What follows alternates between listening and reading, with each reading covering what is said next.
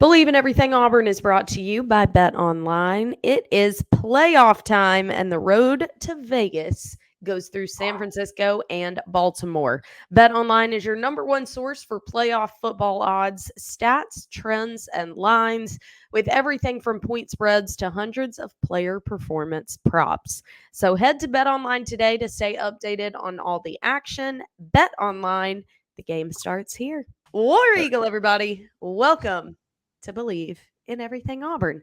Allow me to reintroduce myself because it truly has been a minute. I am Taylor Davis. He needs no introduction. Jason Campbell. We welcome you back to the podcast, guys. It has been a crazy few weeks for both of us. We are back and going to catch you up on everything that's been going on around Auburn athletics. So hope everyone has been having a happy, healthy start to 2024. We're almost through January. Praise be. I hate January every single year. I'm like, this sucks. This month is the worst. But there is certainly a lot to talk about around Auburn. Feels like every day that we have not done a podcast episode, there's been plenty for us to discuss. So with that, I welcome in my co-host and friend, Jason Campbell, who is on baby watch any day now. J Cam, you're about to become a dad. Has it really hit you yet? It's starting to sink in. I would Yeah. say, I was thinking the other day how the Christmas we just had was the last The last Christmas, one.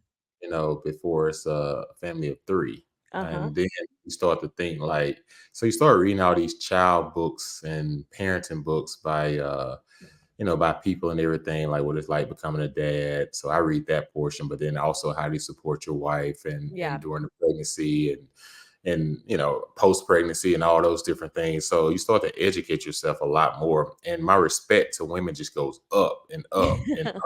And then I think for a lot of men too that are present, it's a Yeah. huge deal.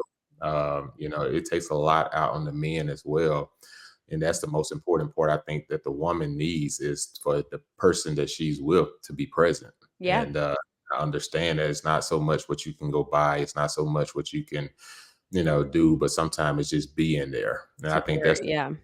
learned through this whole pregnancy process. And then, like you just said, these last couple of weeks has been wild because, of course, I work with the NIL and helping that. And if since the season's been over, there's been a lot of different, things happening. And then just trying to, get these kids to just sign in Auburn, under NIL Yeah. contract, all that stuff working along beside them and their parents, agents, or whomever, along with our NIL.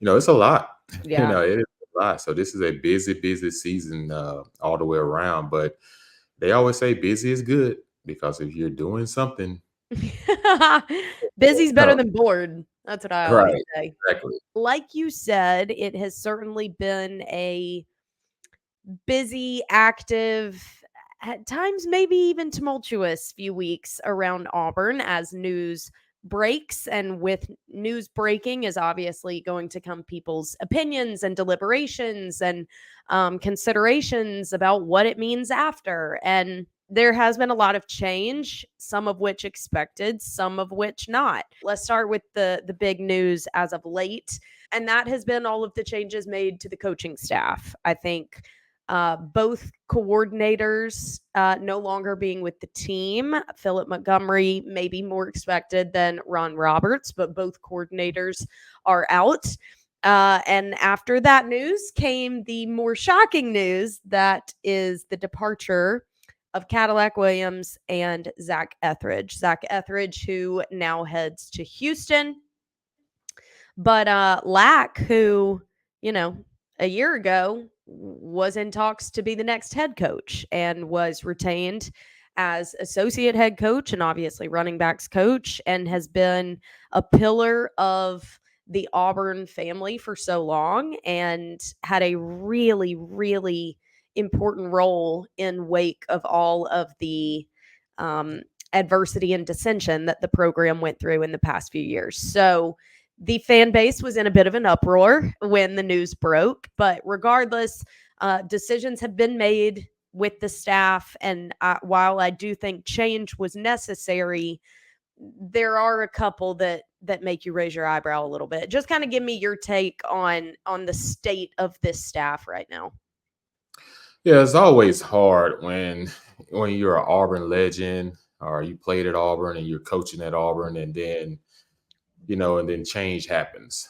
Yeah. Especially because it's in your heart, and you love everything about the school, you love everything about the program, and you essentially grew into a man in the program. Mhm. You come into college, you're 18 years old. Most of us are 17. And so you kind of grow as a man during those next 4 to 5 years. Yeah. Um, for some nowadays it's 7 years, just all Yeah. depending on how so We're 9 if you're that kid from right, Miami. Miami. So during those years, it's very critical in your growth and everything. And I think a lot of how we was prepared at Auburn helped us succeed at the National Football League, Definitely. especially you know guys that came in my class and then guys that was drafted in that same class. And I think from a standpoint of in this situation, it's never easy as a fan or easy as an alumni or a fellow teammate or someone when you see someone that that's not at your program anymore. That's been like a statue, pretty much for the last, what, year and a half after.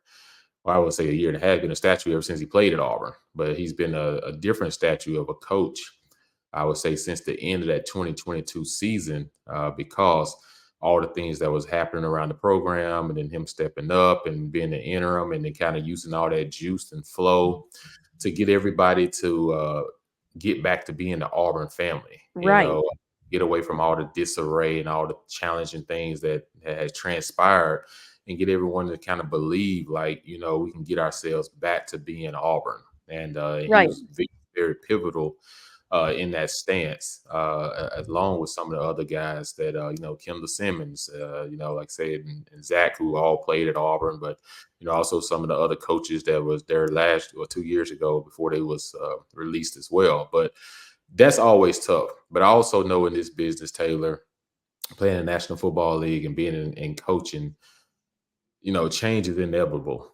Yeah. And sometimes it comes by force. Sometimes it comes by, just a change of scenery. Sometimes it comes by in order to grow and get to where you want to be at in your career. Sometimes you have to change up. And then sometimes, you're fired, and just sometimes in the NFL, you're traded. So, Yeah. it's just so many different ways that things come up and things happen and everything. And I always say, these things transpire.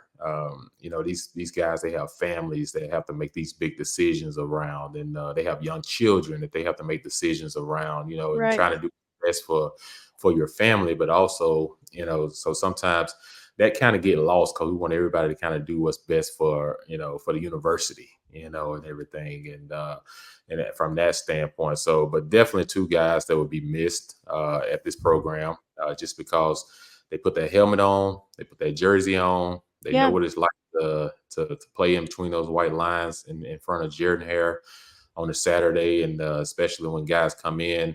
So, I think both of them are going to do really well. And it's not to say who you never know what happens in the future, but like I said, I think both of them are going to be really well at what they decide to do.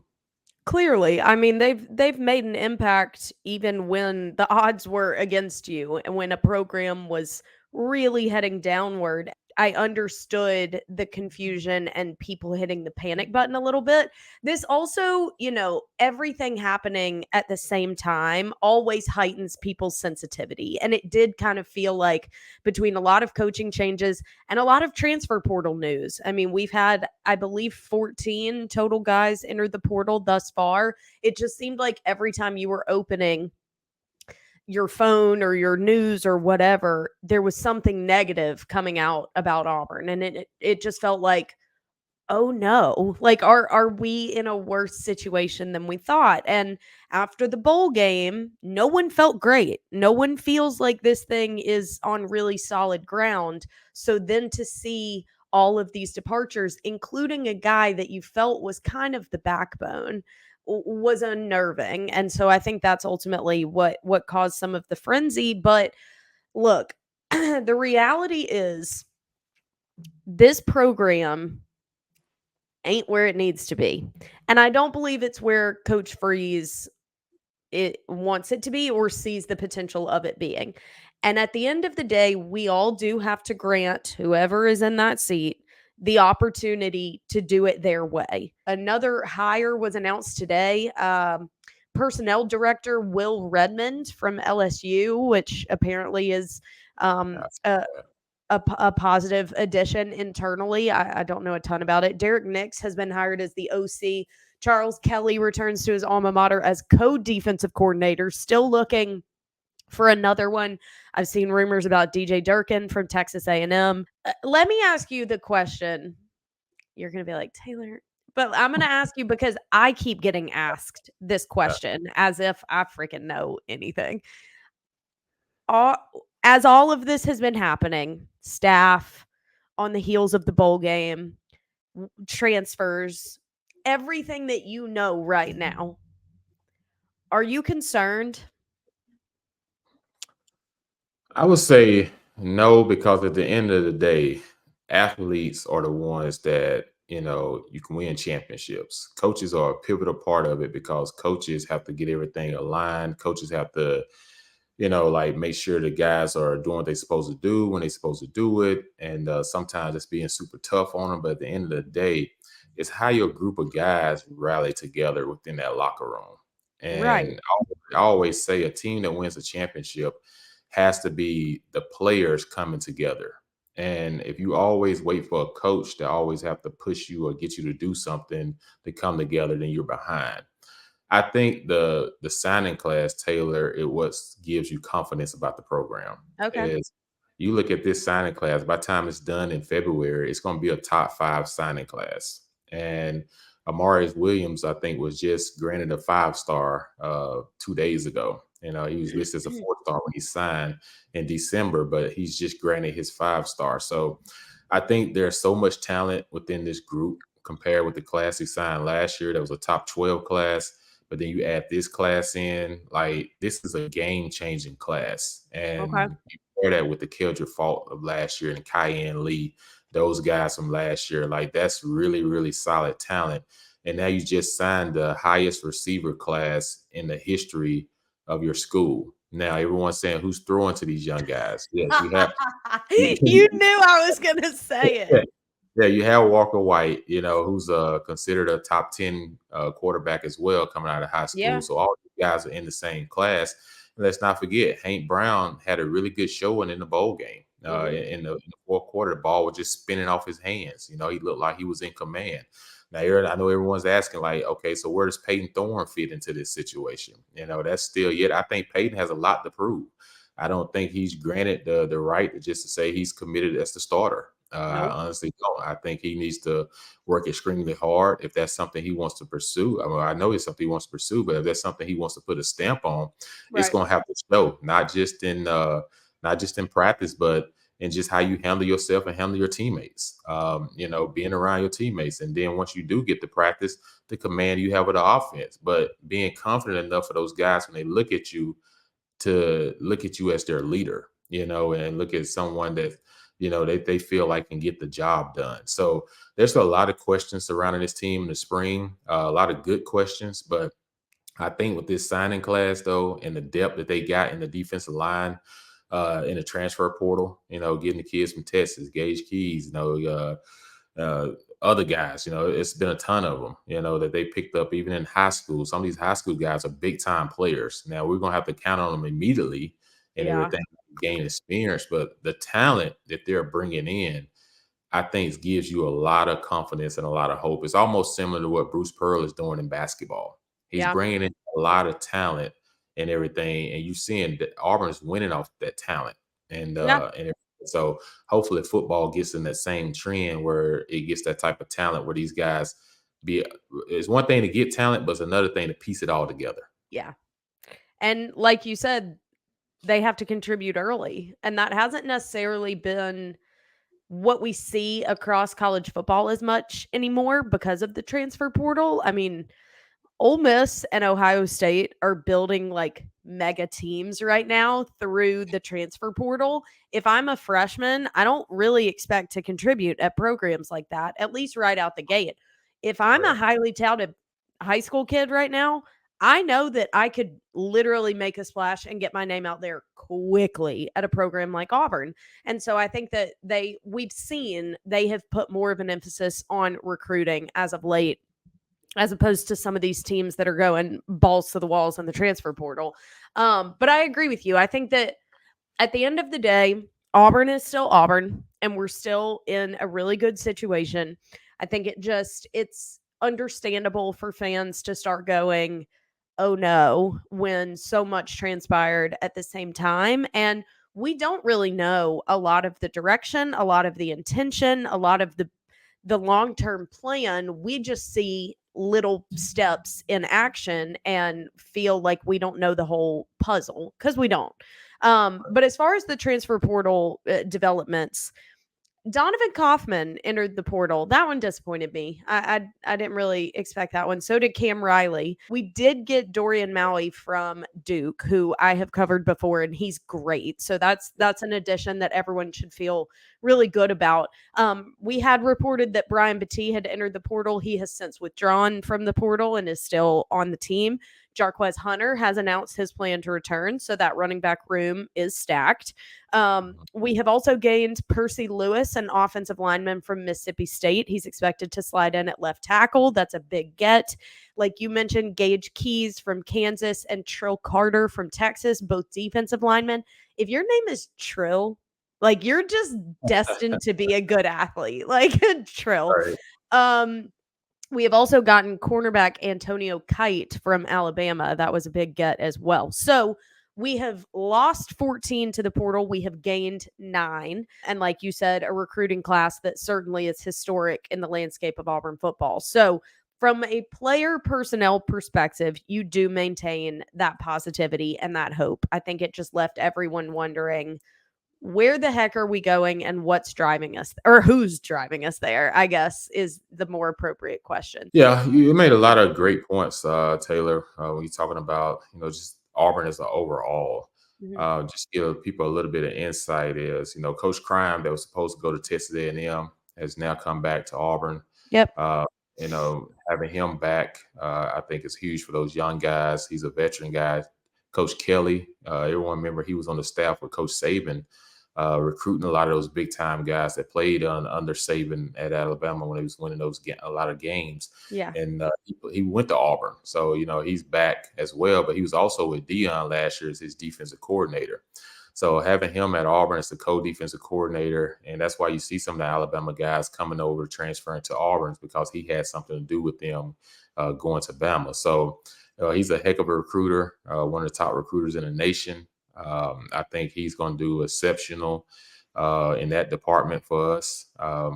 When you think about Derek Nix, a lot of people don't know this. Derek Nix played at Southern Miss. Was supposed to play at the next level, and Mhm. ended up having some things health wise go against him, and that kind of drove him into coaching. And then he's been at the Ole Miss, I want to say, for the last 16 years. He's been there, so so he knows his way around the SEC. He knows about the SEC.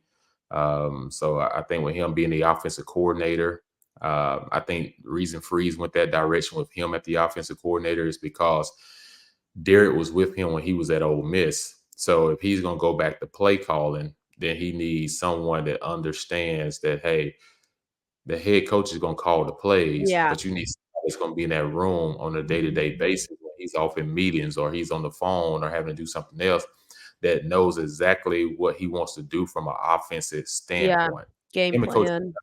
right, exactly. So, Coach Montgomery was a head coach at Tulsa, but he was an offense coordinator at Baylor. But when you become a head coach for a while, I'm not sure if he was calling plays there or not.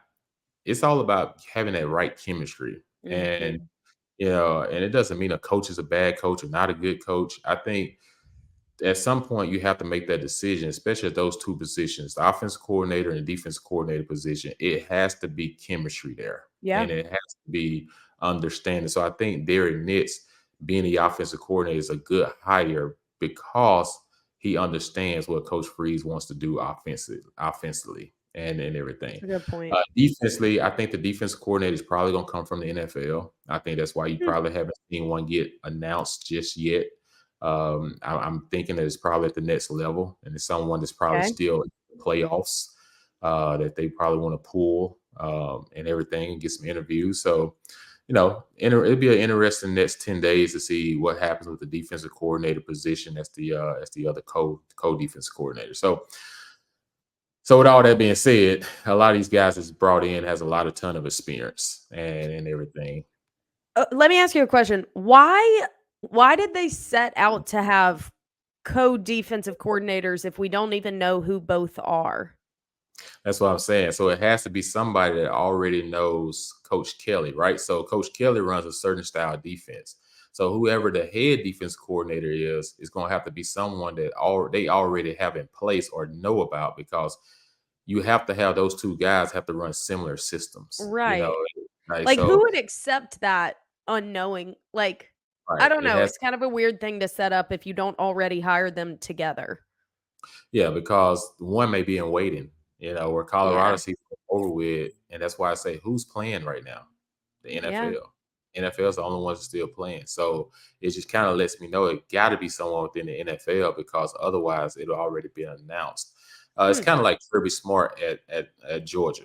Him and Mhm. Muschamp was all together, on that staff for Saban staff before. So Kirby is the head coach at Georgia, and typically he calls the defense sometimes. But who did he promote as his coordinator? Muschamp. Yeah. Because Muschamp the year before was the co-defense coordinator to the Oregon's head coach when he was there. Damn. Uh, Yeah. yeah, so all of that stuff just goes in place where all of them has to be speaking the same language and coming from that same tree. So that's why it Yeah. lets me know got to be someone within the same tree that Hmm. Coach Kelly come from. Very interesting. Well, yes, a lot more to be known and to come for this team. And I think everyone has to be receptive to change because clearly we did not put a product out there this year that makes anyone feel like we can't let go of what we've been doing. Like, there's there's room to change because we kind of have to. So, uh, speaking of change, the college football world, truthfully, will never be the same. As the earth shattering news came out after the college football playoff that Nick Saban has officially retired. Alabama has hired Washington head coach Kalen DeBoer, which I happen to think is a fantastic hire. I really, really like him. What was your reaction to the Saban news? There were rumblings that it was going to happen, but then the way that that game went down and how close they were and overtime, like, is that really going to be how he goes out? So it certainly seemed within the realm of possibility, and he decided that it was time. He actually has spoken very candidly about how his age started to become a factor, and I really appreciated that honesty from him because this world of college football is tough and it is grueling and it's almost unrealistic, the hours and the pace at which everyone's having to operate. And he said doing this at 72 feels much different than it did at 62. And so for him to see that, and he's still got that in him. He wants to compete and win, and he knows he's capable, but is it what's best anymore? And ultimately he didn't think it was. Yeah, Taylor, you make a great, because the thing about Coach Saban is everyone knows he's probably the greatest of all time. All And time. it always makes me wonder, why is Coach Belichick still trying to coach? Yeah. But I feel that Pete Well, Carroll is still maybe interested in coaching too. So I guess once you got that inside of you, it's hard to get out. But when I yeah. thought about Coach Saban making that decision, it's like he said, if you ever start thinking about retirement, you're retiring. Yeah. And the moment that it just creeps in, it's probably time for you to make that move. And I think after the SEC championship game, I don't think he knew. I really don't. I think once they won the SEC championship and got to the playoffs, and then I think he had a couple of days to probably sit down and try to talk it over with his wife and see which direction they want to move forward in. And I Yeah. think ultimately it did come down to like, hey, you've given football everything you can give it in life. Yeah. What else do you want to give? You'd accomplish everything that you can accomplish as a coach. Like, you made impact on kids in big ways. You Yeah. made dreams come true by giving these kids a platform that played under you. Like, what else? Like, it's time to give your family, not your football family, but your other Yeah. family time. Like, give them some years, some of your best years that's still left in you. Mhm. Don't get sloppy seconds. Like Yeah. I always say that, like, when you're a coach, you're more closer to your players and everybody in that field house than you are your family. Your Sometimes family. you spend way more time with them. So at some point, you do need to cut the time off and say, "Hey, I've done this. I've given this. It's time for me to take care of the ones that I know is beside me each and every day at home that I don't give a chance to give the time to." And Yeah. everything's not about making more money. Saban's made a lot of money. Like, Gracious. it don't matter how much money they offer him, he's not going to take the job. Like, he's made No. enough. He has enough investments in different things. So I definitely think him making that decision, it came at a time where he didn't want it to be a distraction to the players. But immediately when he made that decision, all of a sudden, all the transfer portal guys just started just hitting the portal. And you heard some guys come out and say, "Well, I only came to Bama to play for To be Saban, coached by him. Yeah. by him. And it's not, I can't be coached by him. I want to go somewhere else." And that's why Sure. you see a lot of guys hit the portal. I thought the hire to get coach from Washington was a good hire.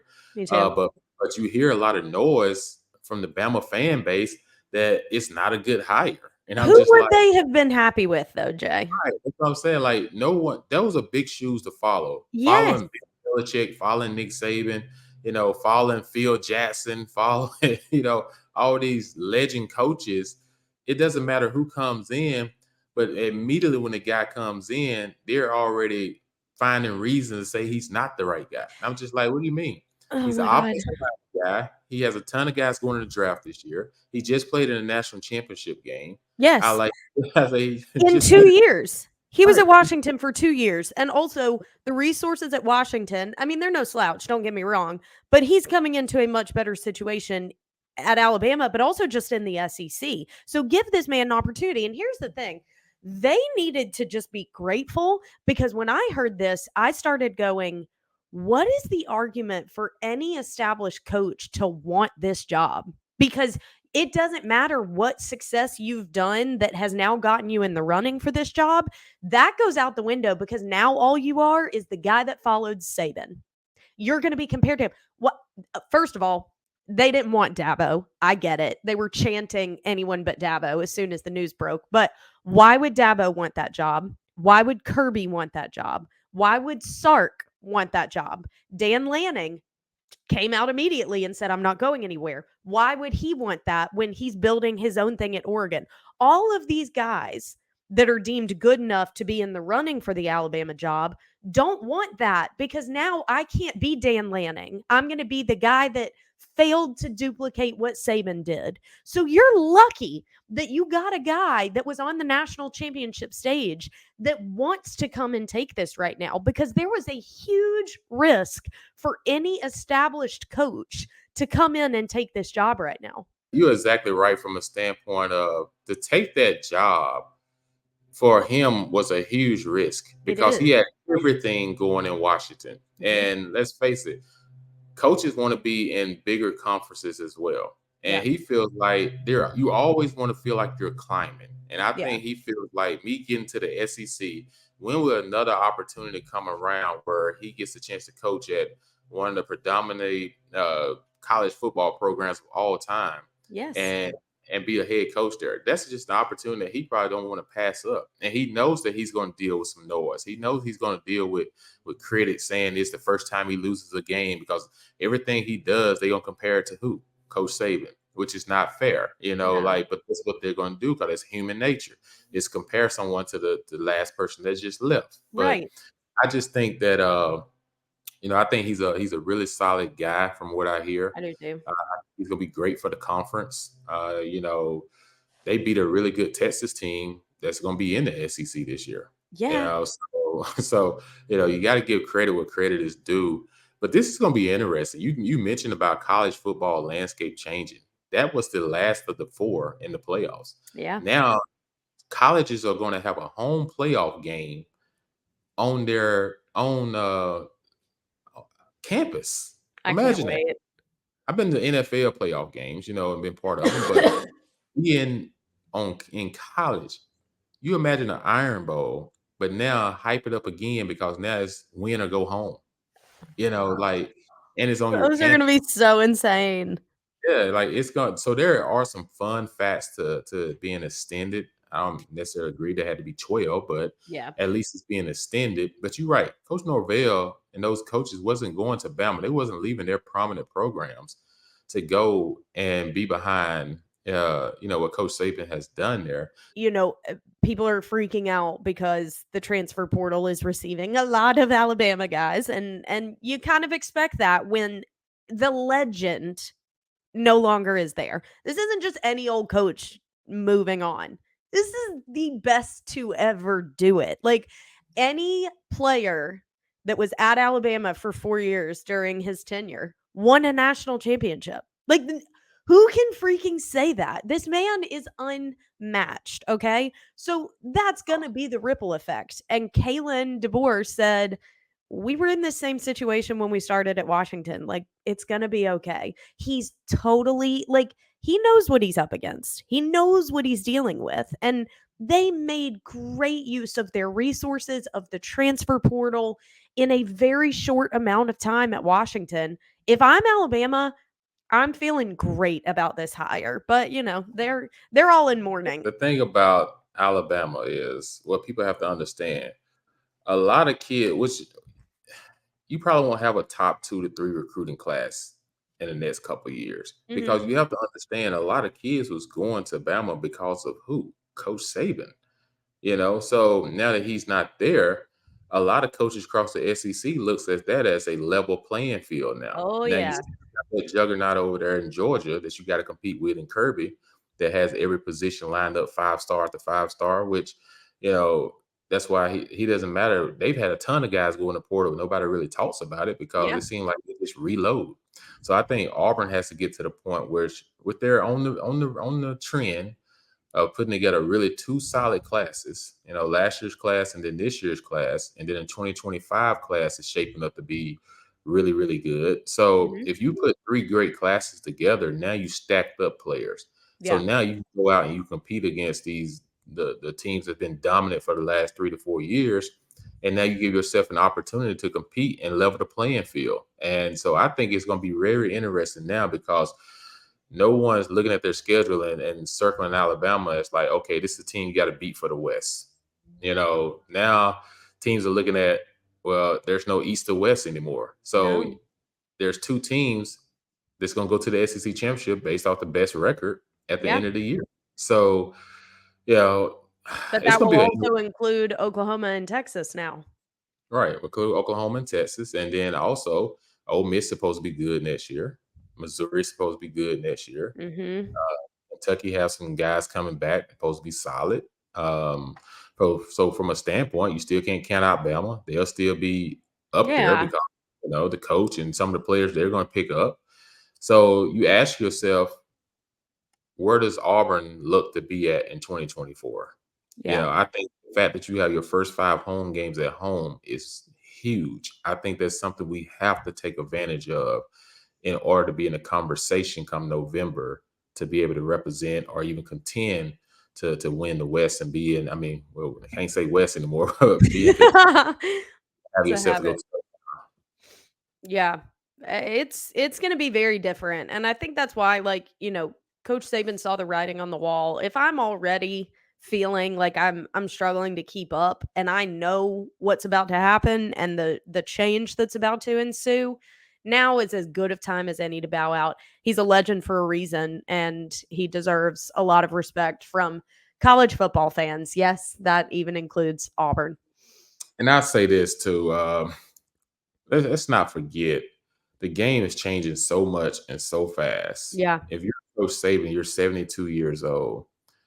You don't want to deal with the stress of not knowing what your team's going to look like year in and year out because of the transfer portal rules. Now you can transfer twice, and then you also can get a graduate transfer. So technically, you can transfer 3 times. Yeah. And to not, he's all about building a program, and a lot of coaches are all about building program. You're going to start seeing probably a lot of solid coaches either aim to jump to the NFL. Like I think Coach Harbaugh's the next one to jump to the NFL. I think Yes. he has nothing else to prove in college. He's No. brought a championship, and I think he probably feels like, hey, now is the time for me to get to the NFL. Why? I don't constantly have to continue to recruit the kids that I already have. And then I'm out trying to recruit the new kids, the high Yep. school kids. And on top of that, I got to go in the portal and try to recruit kids to come here in the portal. So It's easier in the NFL right now, which is easier in the insane. NFL. And and a lot of guys I think are trending towards that direction. Now, what's going to keep a lot of guys in college is they're paying these high salaries for head coaches. I think, that's what's going to have to happen in order for some of these guys to stay. But you are losing two pivotal coaches this year. And if anyone tells me that all this transfer stuff and NIL and everything doesn't have an effect on them, it's lying, Yep. because it does have an effect on them, because there's no off season anymore. No. Nope. It is very unrealistic, and you and I spoke about that a few weeks ago. And we were saying that we fully expect some legendary coaches to bow out maybe a little sooner than they anticipated because of what the landscape is requesting of them right now. And here you go. Proof's in the pudding. Nonetheless, speaking of the NFL, the divisional championship round this weekend setting up the Super Bowl in Las Vegas.